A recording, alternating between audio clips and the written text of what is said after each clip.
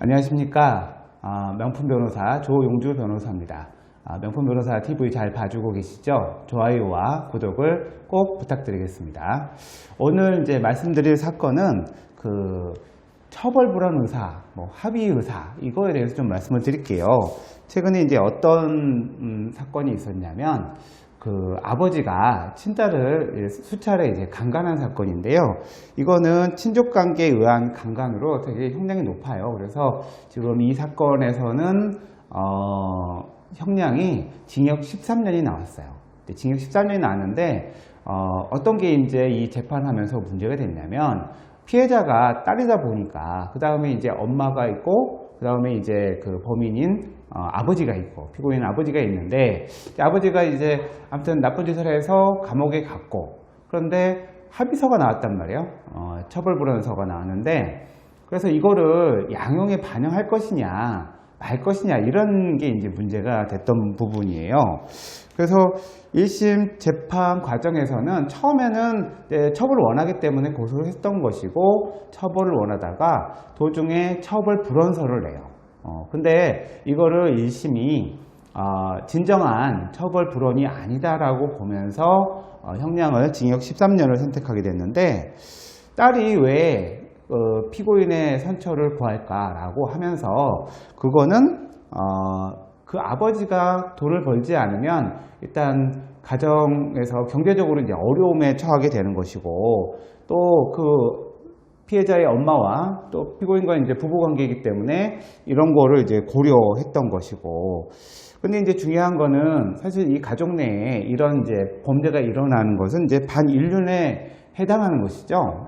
그래서 사실 이제 그런 상황에서 딸이 쉽게 아버지를 처벌을 마음을 원하더라도 대외적으로는 처벌을 원하지 않는 것처럼 해야 되는, 이게 관계가 친딸이기 때문에 관계가 이제 끊어지는 거는 아니잖아요. 만약 의붓딸이거나 다른 식의 관계면은 이게 친족 관계를 해소할 수가 있지만, 친딸인 경우에는 그 관계를 해소하기는 어렵겠죠.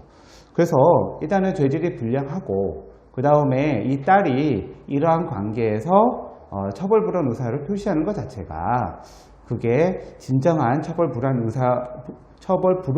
의사인지를 믿기 어렵다라고 해서 1심에서는 징역 13년을 했고, 항소심도 마찬가지 그렇게 판단을 했고, 추가적으로 20년간 위치 추적, 전자장치 부착 명령을 또 부과를 했어요. 그래서 근데 요게 이제 형량이 이제 10년 넘어가니까 이제 대법원까지 가서 이제 판단하면서, 대법원에서 이제 어떠한 판단을 했냐면, 아마 이거는 이제 여러 형사 사건에서 피해자가 있는 경우에 처벌불원 의사가 나오는 경우에는 이제 중대한 양형 자료거든요. 그래서 되게 이제 판사들이 중요하게 생각을 해서 양형에 반영하게 되는데, 그거 내용은 피고인이 자신의 범죄를 진심으로 뉘우치고 합의를 위한 진지한 노력을 기울여서 피해에 대한 상당한 보상이 이루어지고, 피해자가 처벌불원의 사회적, 법적 의미를 정확하게 인식을 해서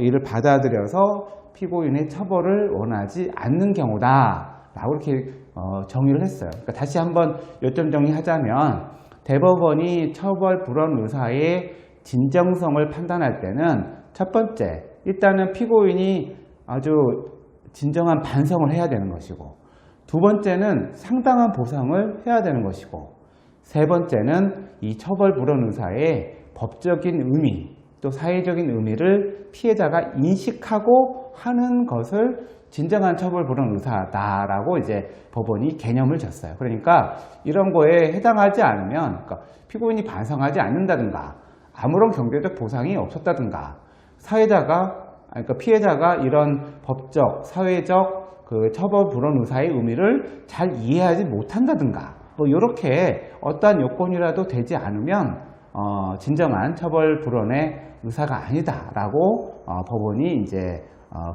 개념을 지었고, 따라서 앞으로 많은 사건에 있어서 처벌불원 의사는 이러한 대법원이 제시한 세 가지 요건에 충족하는지 여부를 보고 처벌불원 의사가 진정한 건지를 판단할 것이고, 그래야만 형사사건에서 피고인의 양형을 참작을 하도록 이렇게 하는 계기가 된 것 같습니다. 그래서 이번 대법원이 처벌불원 의사에 대해서 요건에 대한 명확한 기준을 설정했다라는 사실을 알려드리면서 방송을 마치도록 하겠습니다. 감사합니다.